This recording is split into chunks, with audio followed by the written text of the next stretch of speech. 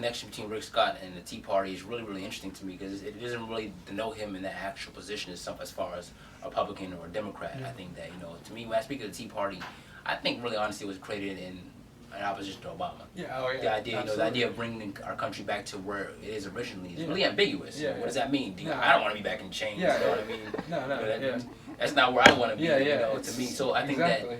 that there's definitely a conflict as far as the conservative and holding on to the idea of traditional values as far as how we value ourselves as American, and where we want to go in the future. Yeah. A white American. Yeah, I mean, which is the Tea Party. Yeah. If I were to join any party, it'd be a party that's about progression. I mean, you look at the top 50%, of our nation. Everybody really is really poor. Yeah. Whether you realize it or not, I mean, there's really you got to have some millions in the bank to be considered a real person today. To really be able to do. Exactly. Yeah. To really actually be able to do what you really want. Yeah. Oh, it's just so sad when you think of the vacations that some people can still take. Like just the most elaborate, beautiful places in the world. So many Americans can still afford that, but a majority not only cannot, but probably won't ever take a vacation for the next 20 years.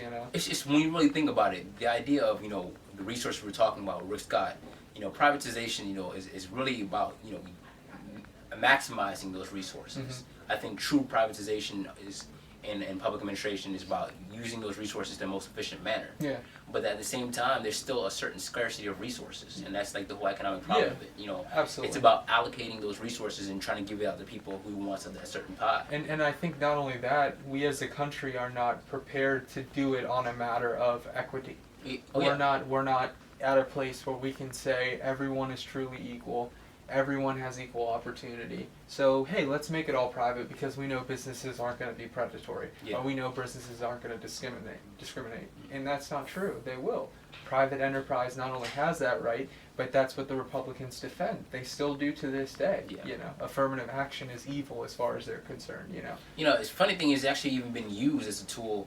African Americans, you can say they benefit off affirmative action, but minorities, was very, very open for disclosure. When you think about even women who actually, Sarah Palin, we talk about that all day, when it comes it's for to everyone. That's what it's supposed to be. Yeah, it's supposed to just simply equal out the mistakes that have been made. It's not necessarily to say, no, now all African Americans need to be on top and all the white people just take a step back. It doesn't. I think, to me, at the end of the day, the way I look at it with the privatization of the prison systems, and we look at just the nature of where our country's going, I think racism still exists in America. I think discrimination still exists, and it's just being used and being exemplified through different media, different forms. Passive. It's passive, and I think we're still feeling the certain effects of it because if you look at even the African diaspora and the community, a lot of us are regarded as poor. Absolutely. And if you look at Hispanics in general, a lot of them are regarded as poor too. Absolutely.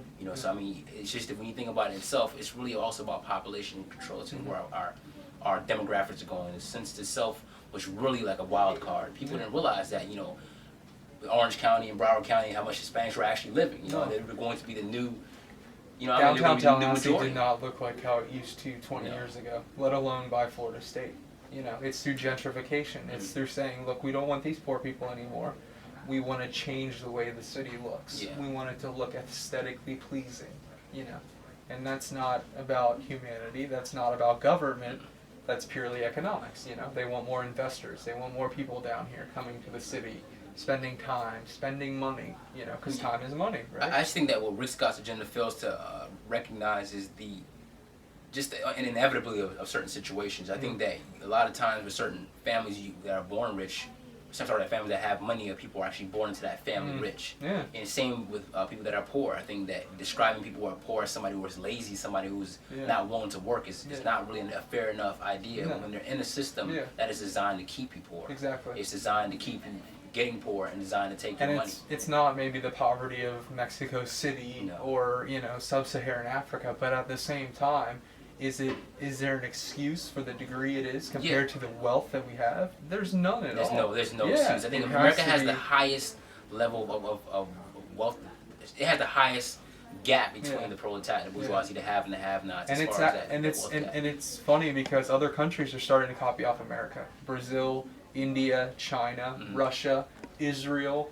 They're having organizations, the HMOs. Oh, he's spoken out against Obamacare. Yeah. And it's actually the state attorney general for Florida Mhm. is one of the leaders of all the other states that are going around trying to contest Obamacare. You know, um, it's it's disheartening because a guy like Rick Scott who has so much money, Mhm. you know what I mean? But at the same time, it's not like it's just him and his people making money. You know what I mean? It's the Hispanic community. It's the black community. You know, we're starting to see more homosexuals, more women coming Republican as well, you know. So it is a sign of where our country's going. And Yeah. it goes back to what you're saying about money, money, money. Yeah, I mean, to me, it just shows the actual view as far as, when you look at the state of, a Republican or a Democrat, I think generally Republicans don't believe in the multiplier effect as far as, you get money from the top and it trickles down to the ants. But the idea of what Rick Scott's trying to do with his government, I don't think it's actually feasible. Yeah. I think corporate tax cuts and tax cuts for people that are actually own these top businesses, at the end of the day, the people at the top are going to get more money, and that's just how it's going to end up working. If you imagine, like, if you were really to, like, invest in the state infrastructure, Yeah. for example, say we had a high-speed train, Mhm. you know, we're here at Florida A&M, all these students are from Jacksonville, Tampa, Miami, you know, we could be living at home working, coming to Yeah. school, going back. I mean, the way that it would take Florida to the next level in terms of technology, infrastructure, our economy, integrating entire economic powerhouses like Jacksonville, Miami, and Tampa, it would be unprecedented. But the reality is, doing something like that, like you're saying, it would help everyone out in the social matrix. And that's not what they're trying to do. No, that's It's not what it always seems the like. triple down. Always keep going from the top, you know. I mean, you even go back an example with the Star Metro bus system that's going around Tallahassee. Yeah. What it was is that the idea was that to mimic a Manhattan grid system, if I'm not mistaken. Yeah. I mean, the Working system out of itself, the central wasn't the hub. most efficient. Don't get me wrong. Yeah. But at the same time, I think the new system would actually how it worked out was designed to target a certain population or to exploit more money out of certain individuals rather. I mean, even looking around, I used to be in Ocala Road, and Ocala Road is with Berkshire Manor, and there was a part of those actual apartment complexes, and the nearest stop is about 20 minutes. Yeah. And so to me, it just seemed like there's somebody who was actually presented the idea that wanted money for the consultation. The actual implementation of that policy was to me it just seemed like there was a lot more hidden agendas for as far as what's going on. It's $1.50 every time you get on. I mean, that's a lot of money. Yeah, I mean, for somebody who actually doesn't have a car, or And if you're not in school, it's money that adds up. The thing about actual the $35 for the drug test, or the $30 for the drug test, and $1.50 for the bus. These are monies that cut into the actual pockets of people more, because the spending, the value of the dollar itself is a lot more.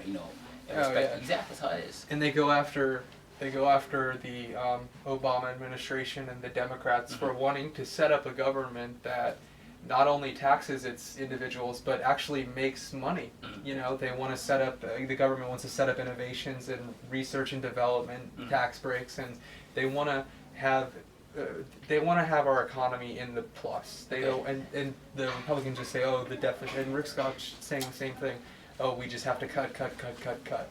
And in doing that, we're never moving forward at all. And in fact, we're falling into the European trap that we're seeing now, where all these countries are going into redundancies, and they're making massive cutbacks, and it's complete turmoil, and there's no progress. Only the rich stay rich. That's so interesting to note, because I think at the end of the day, when you think about the idea of $1 billion, a certain percentage being taxed out of that, I think that people that actually had that money, they're just not having that.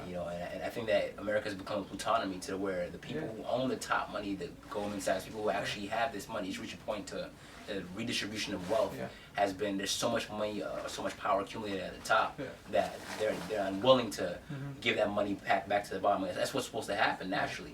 I think that the privatization of the public administration, to me, seems like it's folly. The idea of a public administrator is somebody who has a certain responsibility, a certain vocation. It's like holding a position. It's not just a job. If somebody's in financial aid at FAMU, they're not just working a job. They're not just actually filing paperwork. They have to do things irrespective to their pay, and they have to get the job done because there's a certain responsibility.